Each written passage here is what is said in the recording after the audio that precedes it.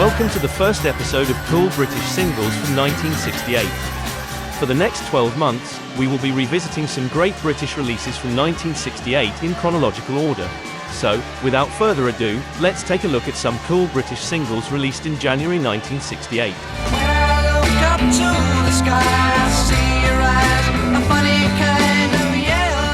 In Britain and in Europe in general, Status Quo are best remembered for their rock hits from the 70s and the 80s. But Status Quo started out as a psychedelic group, and this was their debut single. The band's more well-known hit singles went pretty much unnoticed in the States, and oddly enough, Pictures of Matchstick Men remains the group's only top 40 single in the United States.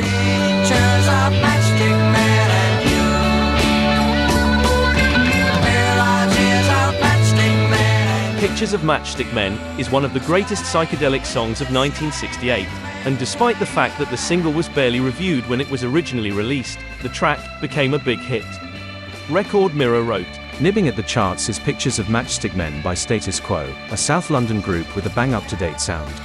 Originally, they were known as Traffic Jam, but they decided to go for a change of name and image when they added a new rhythm guitarist and singer, Ricky Harrison. Lead vocalist and guitarist Mike Rossi wrote the A-side of the big-selling disc.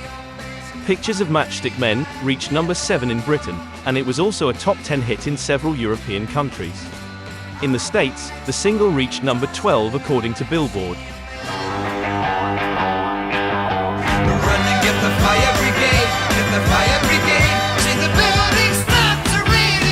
January 1968 saw the release of one of the greatest singles by The Move, Fire Brigade. The single got excellent reviews in the press. The Melody Maker wrote, "The incendiary men of The Move are about to set the chart ablaze with an uncontrollable hit. On all levels, it's an example of how to produce a pop single. Roy Wood's lyrics are cleverly constructed and amusing, while the backing has a great Eddie Cochran-type rock and roll feel. Fire engine sound effects add to the fun. In the past, The Move produced bigger and better publicity than hits. Now, they are living up to their pop promise." In an interview several years later, Glenn Matlock of the Sex Pistols stated that the guitar on the song had strongly influenced the opening riff of God Save the Queen. Fire Brigade became a big success. The single reached number 3 in Britain and remained in the charts for several weeks, and the song also became a big hit in Germany and Ireland.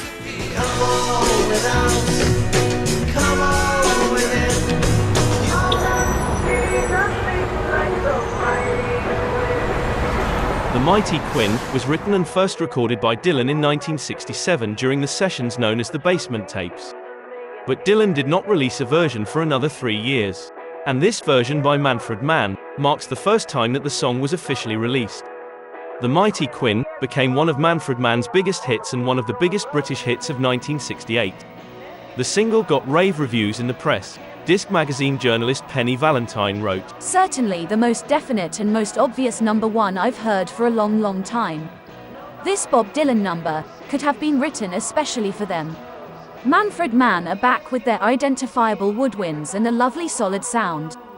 Dabo sounds happily at home on the joyful lyrics about one Quinn the Eskimo. It has charm, it has been well produced, is their best record for a year. It will be a giant smash, and I for one, am absolutely delighted." The song became a worldwide hit. It reached number 1 in Britain, and it was also a top 5 hit in several European countries and in Australia.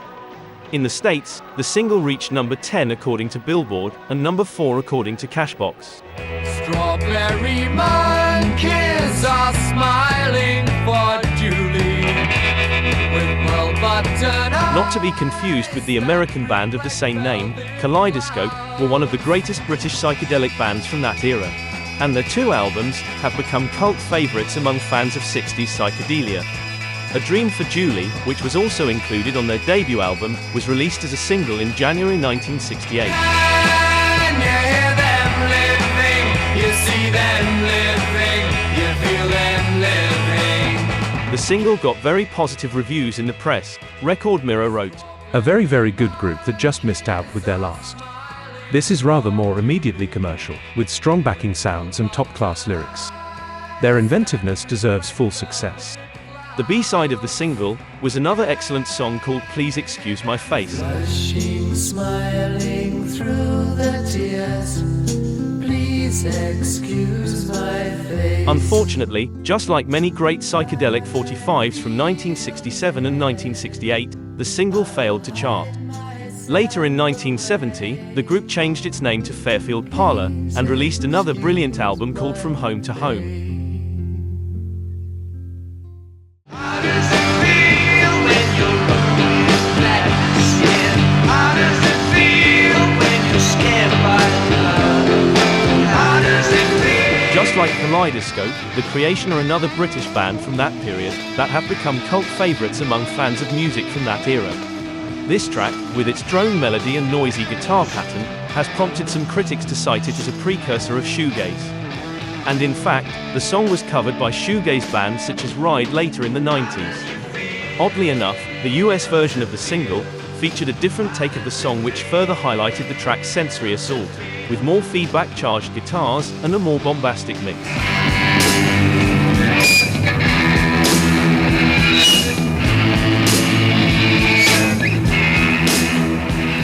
The Melody Maker wrote, Slogbash, thump, bump and crump. The creation batter along with a dirty sound that will want a touch of your creativity.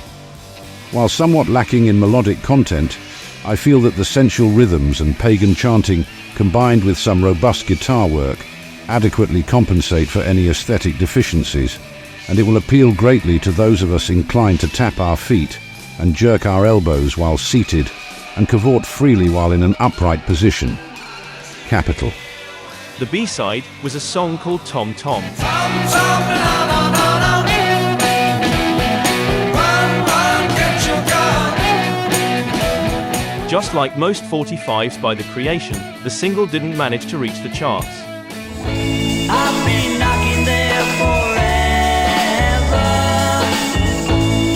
They'll never let me in. This single by Jason Crest is another psychedelic single from that era that has become a cult classic over the years. However, unlike many other psychedelic singles that went pretty much unnoticed, this one actually enjoyed good promotion in the press. Ads promoting the single appeared in most of the main music papers, and the single was also favorably reviewed by most of the press.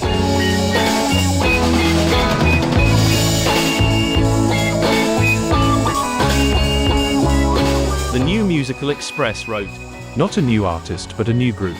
And Jason Crest made quite an impact with the debut disc. It's a slowish number with classical undertones, and the lyric is enigmatic and thought-provoking. There's a steady thump beat, and most fascinating of all, a sort of wowing pipe organ that permeates the whole disc. If it wasn't for the rather low melody content, this could have hit with the force of a Procol Harum. In any event, it might still catch on. The band released 4 more singles and ended up disbanding in the late 60s.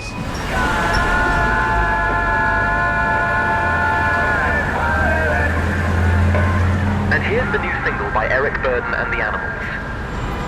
January 1968 also saw the release of this anti-war song by Burdon and the Animals. Record Mirror wrote, Not mad about the bagpipes on the opening, but that apart, this is the best yet from Eric. It must be a massive hit. It's the story of men going into war. The Sky Pilot is actually a chaplain, building up morale but bearing in mind that thou shalt not kill is a good dictum to live by. Strongly anti-war, brilliantly produced and extreme value. Some have knocked it. I knocked their judgment. In Britain, the single peaked at number 40 and only managed to remain 3 weeks in the chart. In the States, however, the single reached number 12 when it was released later in May 1968. And the song achieved its highest chart position in Canada, where the single managed to reach number 7.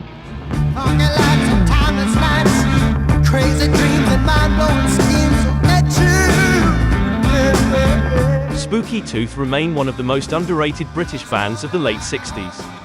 Their first 2 albums, which were both produced by Jimmy Miller, are among the best British records released during that era. But the group only managed to achieve moderate success, and they've become unfairly forgotten over the years. This was Spooky Tooth's second single.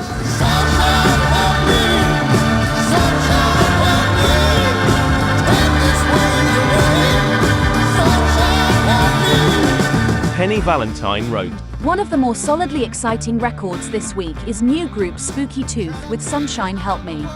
Produced by Nice Jimmy Miller, it is a deliberate controlled raving with shades of Hendrix and a raw lead singer.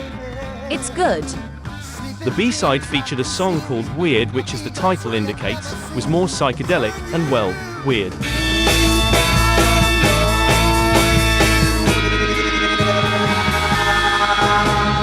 The single failed to chart in Britain. In the States, it stalled at number 126.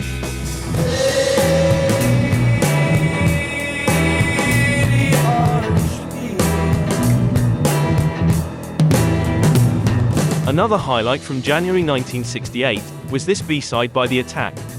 By 1968, The Attack had gone through several lineup changes. Earlier lineups of the band featured musicians such as guitarist David Olist, who at this point had already joined the Nice with Keith Emerson. This final lineup of The Attack featured guitarist John Ducan. The guitarist joined Atomic Rooster later in the early 70s. Lady Orange Peel was an excellent psychedelic song which featured some great guitar by the future Atomic Rooster member.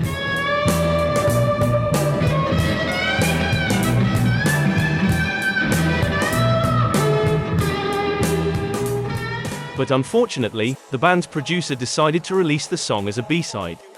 The A-side was a rather peculiar song with spoken verses that, not surprisingly, didn't get any airplay. Poor Mrs. Thumbcatch meanwhile waited back at home. Her only comfort was an alabaster gnome. The single didn't chart. Somewhere high and elusive fire keeps you burning like a million stars. In my head, the Grateful Dead are bearing through the bars. And another highlight from January 1968 was this excellent psychedelic single by Warm Sounds. This was their third and last single, and it was very different from their previous 45s, which followed a more lightweight pop direction.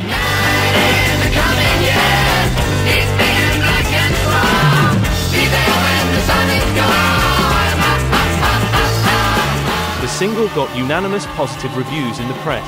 Record Mirror wrote, Team has shown before in the charts. This starts with a weirdo guitar break, and then a sort of jazzed up hallelujah routine. But basically, it's a pacey beater which comes off quite strongly and could register, if given plays by our elusive DJs. The B-side of the single was basically the A-side backwards with a few other bits added.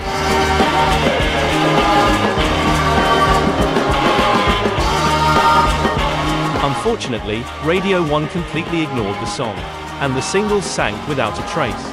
But this track has become a cult classic over the years due to its appearance on compilations of obscure psychedelia from the 60s.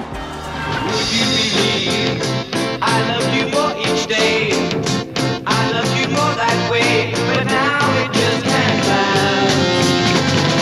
last. Stones manager Andrew Oldham was obsessed with Pet Sounds by the Beach Boys. And ever since he heard the record in 1966, he'd been obsessed with the idea of releasing the British answer to Brian Wilson's masterpiece.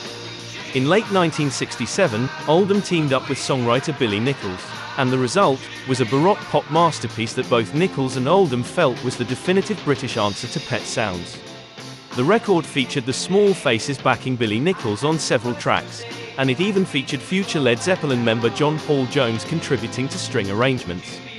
But unfortunately, due to Immediate Records' financial struggles, the album only saw a limited release of about 100 promotional copies.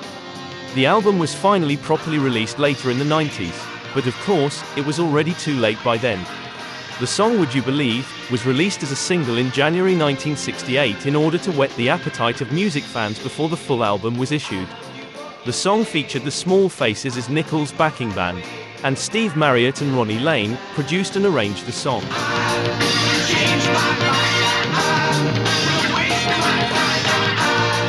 The New Musical Express wrote, A powerful and compelling rhythmic ballad sung with a sense of urgency by Billy Nicholls.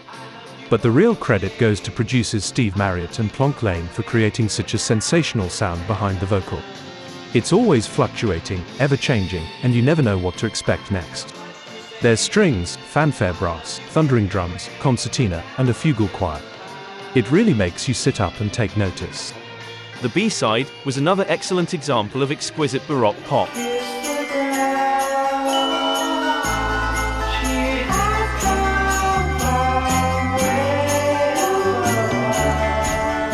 As previously stated, the full record was finally officially released in the 90s. and the album is a baroque pop masterpiece that is essential listening to anyone who loves 60s pop. The Small Faces seemed to be quite busy in January 1968. Apart from backing Billy Nicholls, the Faces were also the backing group on this excellent single by P.P. Arnold.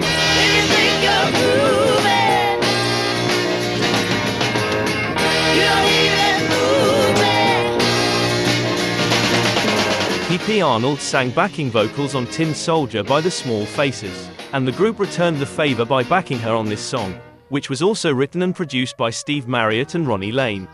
The single peaked at number 41.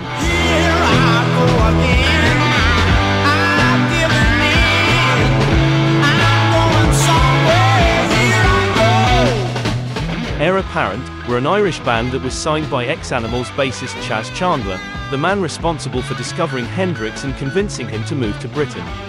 Thanks to the Chas Chandler connection, the group was able to tour with Hendrix on several occasions, and Hendrix even ended up producing the band's first album. This was Eire Apparent's first single, and the highlight was the B-side, which already displayed plenty of Hendrix influences. The A-side was a song called Follow Me. Oh, baby!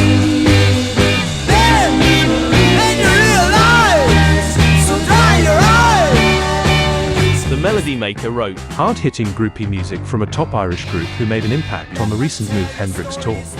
Piano rumbling under the stomping guitar, and the vocalist's four tops inspired shouting make a healthy noise without being wildly distinctive.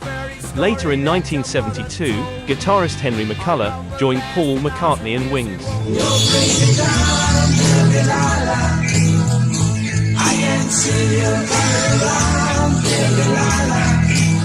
Grapefruit were one of the first bands to get signed to the Beatles' Apple Publishing. The fact that they were signed to Apple Publishing granted the band a lot of publicity even before their debut single was released.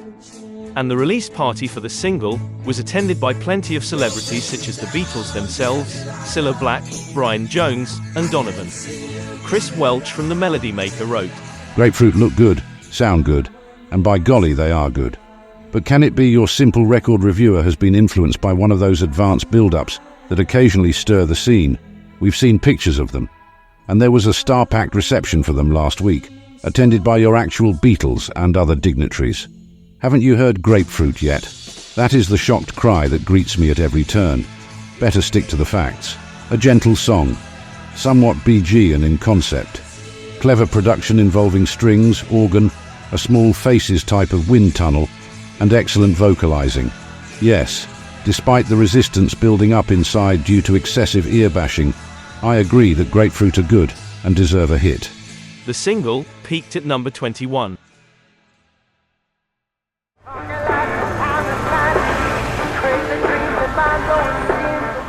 I hope you enjoyed this trip back to January 1968. See you next time.